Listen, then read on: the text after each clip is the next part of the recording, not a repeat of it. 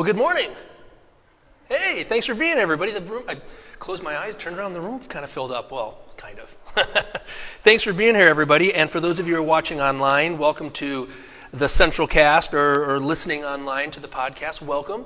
This is our weekly podcast here. Hey, all right, we got some background music for me. So welcome, everybody. Our text this morning is Matthew chapter 7, verses 15 through 19. I'm sorry, 15 through 29, and this will be up on the screen. This is Jesus talking. It'll be up there any second.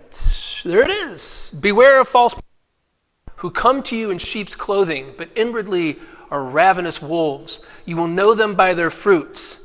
Are grapes gathered from thorns, or figs from thistles?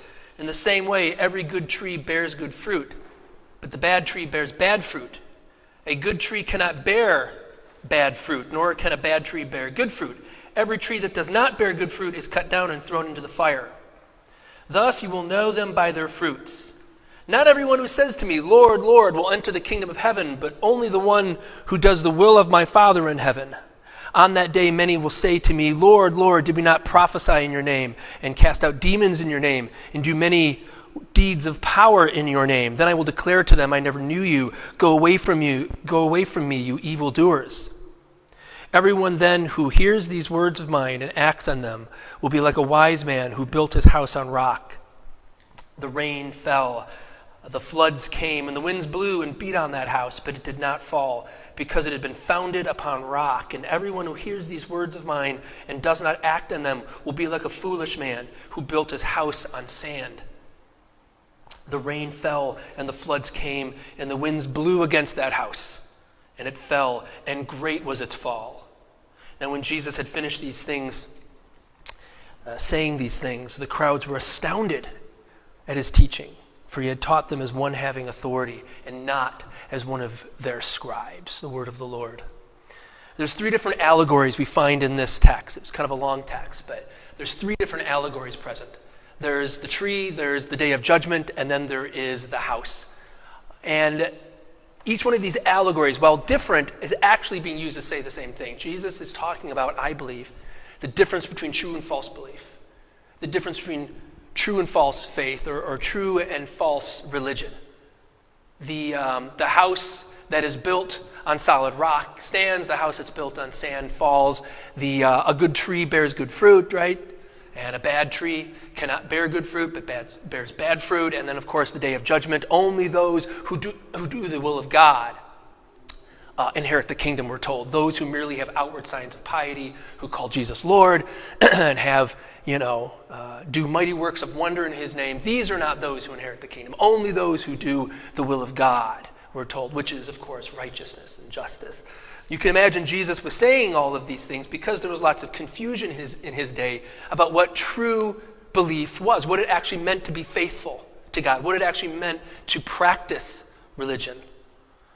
Jesus was constantly criticizing the Pharisees, the scribes, the Jerusalem religious establishment for having these outward signs of piety and righteousness, and yet having no real moral fiber.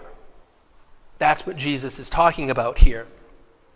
Jesus made it clear that they and others like them were these ravenous wolves in sheep's clothing he talks about in this passage. Those with just the outward signs of religious piety are, in fact, these houses built on sand, right? These bad trees bearing bad fruit. This gives us a clear picture of Jesus' understanding of faith. Only those who do the will of God have faith. Only those who practice righteousness and justice have faith. I love how Jesus says here, you will know them by their fruit.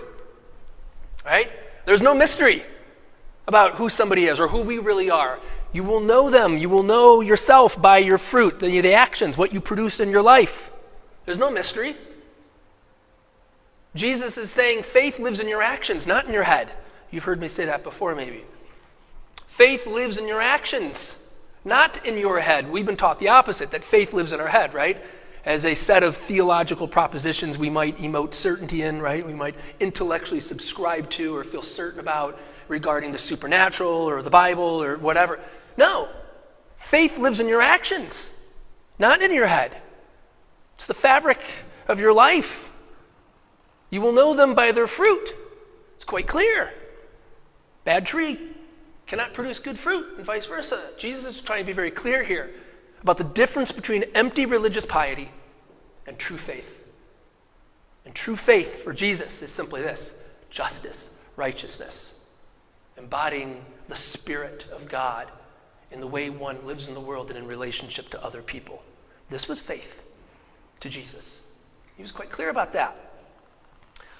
The more I pastor people in deconstruction, and there's a lot of, this church is known for being a church of those in deconstruction. The more I pastor people in deconstruction, the more I find it valuable to delineate, to distinguish between faith and belief.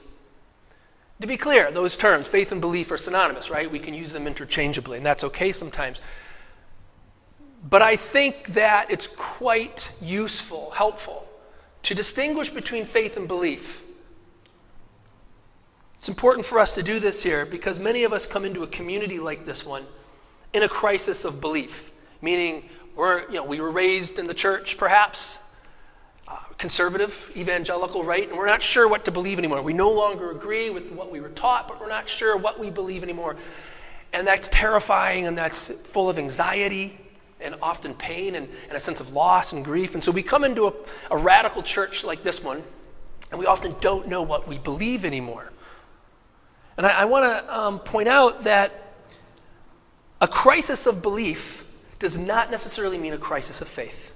Hear that this morning. A crisis of belief does not necessarily mean a crisis of faith. One can change or lose their beliefs and not lose their faith. And I want to talk about this today because I want us to feel secure in our faith. I do. I want us to feel like our faith is founded on solid rock, like we find in Jesus' allegories here. I want us to feel like we can still identify with our Christian identity if we want to, that can still be really meaningful and powerful for us. I want us to have faith, but what am I talking about? What does that mean? Well, let's begin by talking about belief and what belief is and why belief is problematic. And belief actually is kind of like building your house on shifting sands, as we see in Jesus' allegories this morning. Belief is shaky stuff because belief is emotive and enigmatic. Belief is shaky stuff because belief is emotive and enigmatic. Often when people speak of their beliefs, they're speaking about the feelings of certainty they have regarding certain supernatural truth claims regarding the afterlife, the existence of God, the resurrection, the virgin birth. This is often what people mean when they speak of their beliefs. Feelings of certainty and certain metaphysical, theological, or supernatural truth claims. The main problem with this is that our feelings are not under our control. I don't know if you noticed. Can anybody in this room control their feelings? We have enough trouble controlling our behavior, right? Who in here can control their feelings? I certainly can't.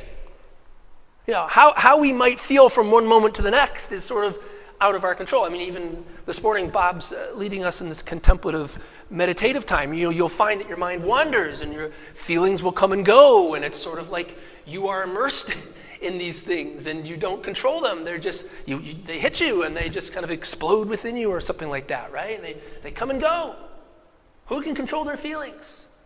Who can control how certain they feel from one moment to the next in these kind of supernatural metaphysical truth claims about the existence of God or the resurrection or whatever, or the afterlife? How certain you feel in these things, how certain you feel about these things varies from one day to the next if you're honest about it.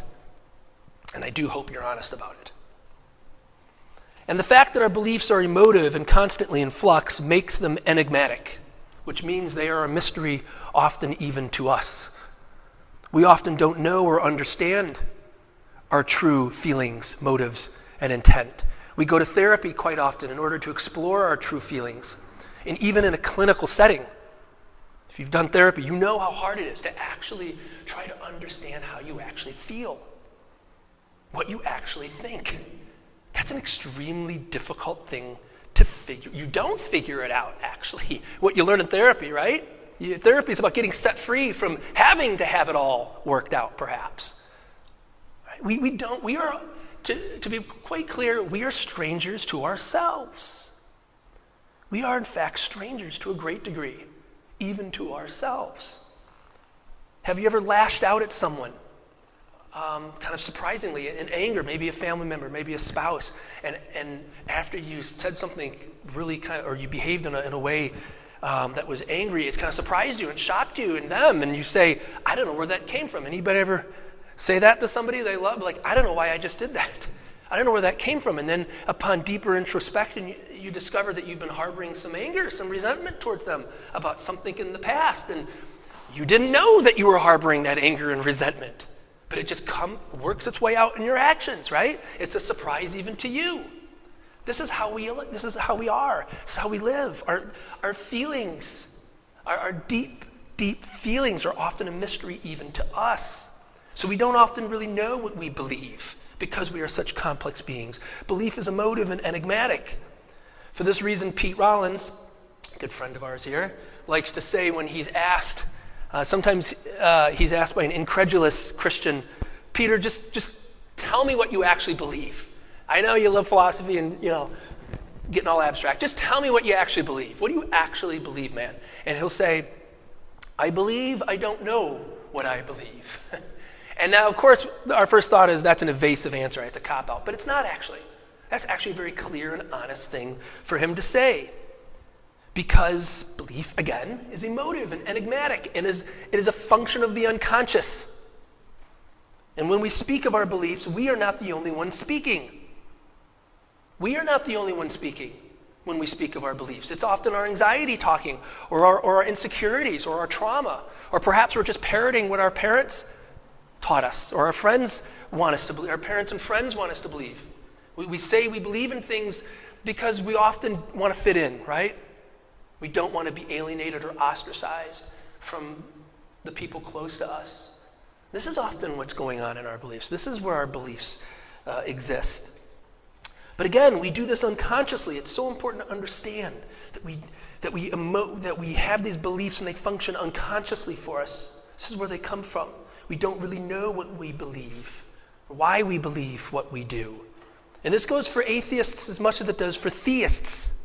Jacques Derrida, a great French philosopher, Jewish French philosopher. He's actually part North African. One of his parents was Algerian, another parent was French and Jewish. And anyway, interesting guy. Great philosopher of the 20th century. He is the one who coined the term deconstruction. If you're somebody familiar with the term of deconstruction, congratulations, you're a Derridian philosopher and you didn't even know it. Jacques Derrida was often asked by somebody, is it true that you are an atheist? And he would respond interestingly. He wouldn't actually say, yes, I am an atheist. He would respond and say, I rightly pass for an atheist. Which is different than saying, yes, I am an atheist. He would say, I rightly pass as an atheist. Why would he say that? Well, he says I rightly pass as an atheist because in comparison to the conservative theologians and fundamentalists who like to make very definitive claims about God, which of course he finds absurd, compared to them, he is an atheist. But he refused to say I am an atheist because atheism itself mirrors theism. And it is itself a kind of emotive and enigmatic belief system. Atheism, like theism, is a kind of belief. So Derrida would say, I think I probably am an atheist. This is what he would say. I think I probably am an atheist. But who knows? Maybe I'm not. Maybe I'm not. I love talking about God. He did. He loved talking about theology and religion. And so he would say, I don't know, maybe I'm not an atheist. I love talking about God and religion so much, maybe I'm not. Who knows? Who knows? Here we see how atheism and theism are both problematized by their emotive and enigmatic nature, and how they both function on the level of the unconscious, such that if we're honest, we don't know what we believe about these incredibly mysterious things like God, and the esoteric, and the metaphysical, and the theological, and the supernatural. Who could possibly know anything about all that? So we have beliefs. It's good. We should have beliefs, whatever they are, whether we're progressive or conservative, Christian, non-Christian, atheist, theist. Beliefs are good. I'm not trying to say beliefs are bad. We all have beliefs. That's good, but let's be honest about them. So I've become convinced over the years that Christianity is not about subscribing to a set of emotive beliefs about the supernatural, but Christianity is about a way of living in the world. Christianity is not about a set of emotive beliefs. Christianity is about a way of living in the world. Living in the world is Christ. I think it's so compelling that nowhere in the Gospels does Jesus talk about, believing in him having anything to do with subscribing to a set of theological propositions. I talked about this a few weeks ago, but it's a really good point that bears repeating. To be his disciple, according to Jesus, one had only to be willing to follow him in his teachings on love and justice, to help him bring good news to the poor, liberate the oppressed, clothe the naked, feed the hungry, visit the sick, care for the least of these, welcome the stranger. This was faith to Jesus. This is what he believed it meant to believe in him, to be his disciple. He made it very clear what it meant to be his disciple. Jesus never taught his disciples the doctrine of the Trinity. You'll notice that. Never has any kind of theological conversation with them. He teaches them about the virgin birth and his immaculate conception and their need to believe in it. Where does Jesus talk about atonement theory? And say, talk about his future death, his future sacrificial death, and how his shed blood will somehow erase their sins and make them right with God so that they can go to heaven when they die. Jesus never even heard of such a fanciful idea as that. In fact, it's quite clear that even his closest of friends and followers were terribly confused about the nature of his divinity. And if you read Mark is all about how they completely had no idea who Jesus was. His disciples, closest of friends and followers. Faith for Jesus was about a way of living in the world, not about believing supernatural, theological, metaphysical things about him. Consider the Samaritan woman at the well, that famous encounter of Jesus with the Samaritan woman at the well. She did not convert away from Samaritanism after her encounter with Jesus. She didn't convert to a new religion. She didn't convert to Judaism or Christianity. She converted to a new way of life. She went home and told her family and friends about the awesome love of God that she just encountered in Jesus.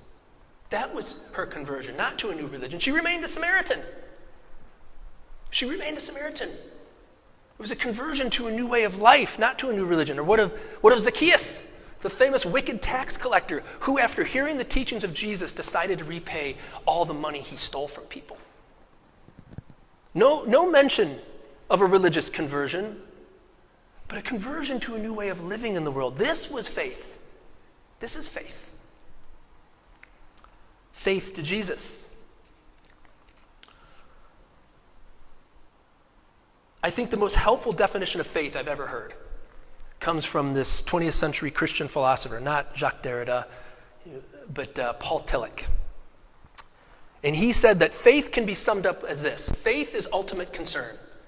Whatever you absolutize, whatever you hold as ultimate concern in your life, whatever you find most valuable and meaningful in the world, that is your faith. Whatever you absolutize, whatever moves you most, keeps your heart beating, inspires you, whatever you value the most, this is your faith. For many, it's their religion that gives them a sense of ultimacy and contact with the absolute.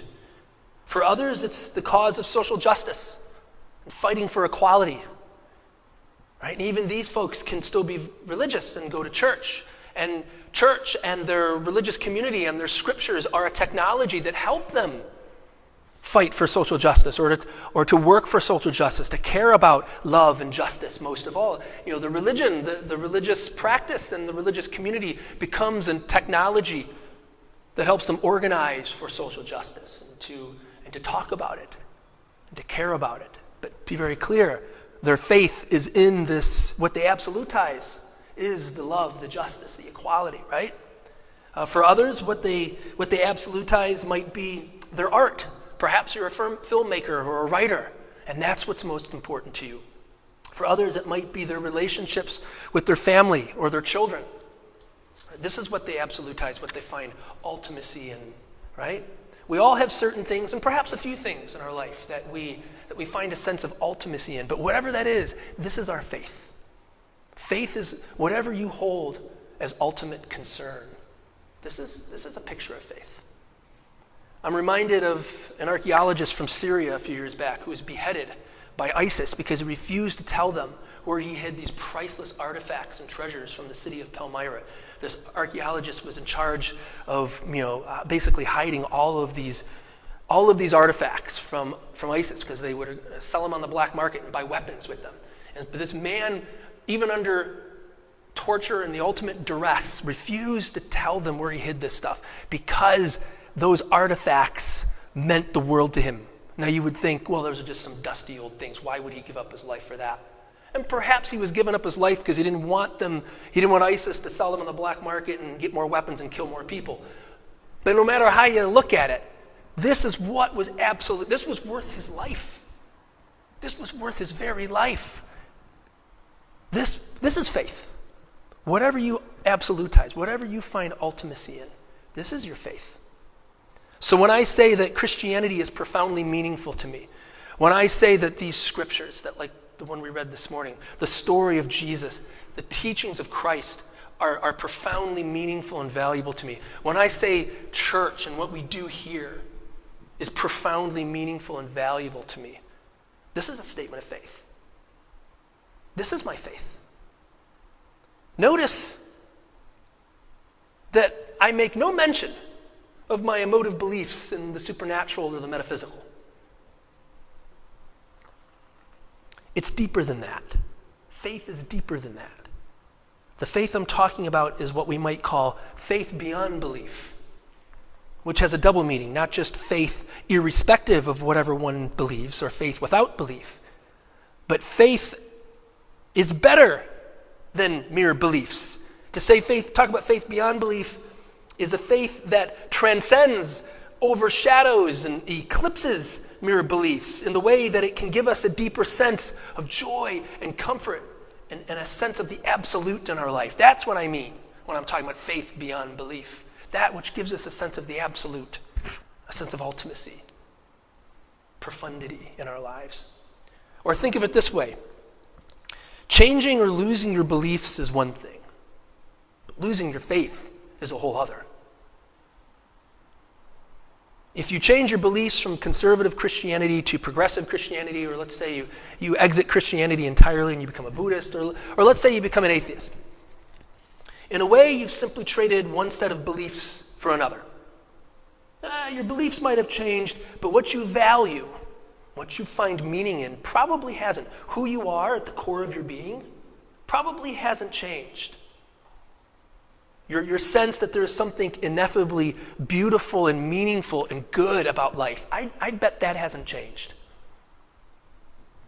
You may even still value the Christian tradition as a non-believer, or an ex-Christian. You actually might value Jesus and his teachings more than you did when you were an evangelical. That's actually quite common today, right? So losing or changing your beliefs is one thing. Losing your faith is another. Woe to the one who loses faith in life and love. Woe to the one who finds no hope in the future. Woe to the one who finds nothing good or beautiful or meaningful about life anymore. Woe to the one who finds nothing spiritual or transcendent about life. Woe to the one who finds nothing and no one worthy to invest themselves in, nothing and no one to ground themselves in, no community, no tribe, no cause. Woe to such a person as that. Woe to the one who doesn't care about anything or anybody. Woe to the one who doesn't care about justice or the plight of the oppressed. Such a person, we would say, is truly lost. Such a person, we would say, has lost faith. And what could be worse than that? That's what I mean when I'm talking about faith today, faith beyond belief, a way of living in the world, but a way of finding ultimacy in what you value and what you find meaningful, irrespective of metaphysics and supernaturalism and mystical ideas. We all have those kinds of beliefs. And we often talk about how a healthy way of holding beliefs here at Central. Many of us were raised in traditions where we were told to hang on to our beliefs like this, right? With a sense of anxiety and a sense of, oh my gosh, I can't let these go because this is the world right here. This provides me with certainty and comfort, and these are my beliefs, and don't you dare threaten them or change them, right? Well, no, we now hold them differently than that. We still hold them, but we hold them like this. With open hands. We hold them still, and we say, hey, these are my beliefs. These are the ideas that I find meaningful. These are my beliefs. But I'm open to changing them. I might be wrong. I don't hold them like this anymore. I hold them like this. I'm open to change. I'm open to growth. Right? But these are my beliefs. This is what I think. That's beautiful. That's the powerful move we want to make here. And by doing so, we are set free from the tyranny of anxiety. We are set free from the tyranny of belief. That's really why I'm talking about the difference between faith and belief here today. I want us to be set free from the tyranny of belief, the tyranny of the anxiety that comes from believing or thinking that you've got to have the right beliefs or you're not a Christian or something, or you can't be spiritual or whatever. No. I'm talking about this idea of faith. So let us be people of faith. Let us be people who are like houses built on solid rock. The solid rock of justice and righteousness and loving life and loving others and finding a kind of infinite depth of meaning and beauty and inspiration in that. This is Christ. This is what Christ offers us. This is what Christ calls us into. Jesus doesn't call us into religion. Jesus calls us into life. He calls us into life. That's faith. Let us be such a people as that. Let us find a kind of deep commitment to a Christ-like way of living in the world. That's a faith worth having in my book. Let's pray.